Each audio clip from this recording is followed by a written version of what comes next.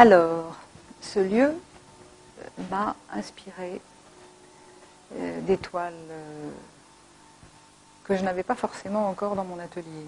Bon, certaines y étaient déjà, bien sûr, mais il y a une telle force de l'endroit que j'ai éprouvé le besoin de modifier un petit peu ma thématique de peinture, et notamment, je me suis sentie guidée vers la peinture de fleurs, qui est en Chine un genre tout à fait majeur, pas un genre mineur comme en Occident. Donc tout en utilisant le brassage de toile, qui est ma façon de faire et qu'on voit par exemple dans des tableaux comme celui-ci. Donc en utilisant cette technique qui consiste à brasser la toile au sol et à la tendre ensuite, j'ai eu envie de faire quelque chose de plus à cheval entre le figuratif et l'abstrait. Et dans des grands formats d'abord, qui sont celui-ci par exemple, qui est en face de nous, où on voit qu'il y a une explosion un peu végétale.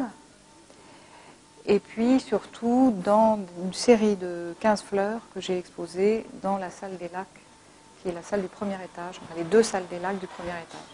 Il y a dans l'escalier des estampes qui font partie du fond de la Maison Lot. Et puis j'ai exposé au milieu de... J'ai exposé parmi les estampes mes propres fleurs.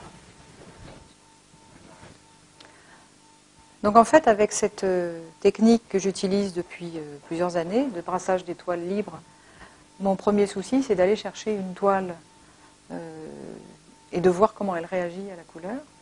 Bon, là, j'ai organisé les choses de manière à ce que ça ressemble plus à des fleurs qu'à autre chose, mais ça reste la même technique. Et c'est vrai que pour les Chinois, c'est cette technique d'utilisation du tissu brut, c'est-à-dire sans l'après qu'en Occident on met toujours sur les toiles pour les rendre raides et pour qu'elles ne donnent pas ce qu'elles ont à dire, et pour qu'elles ne fassent pas de plis surtout.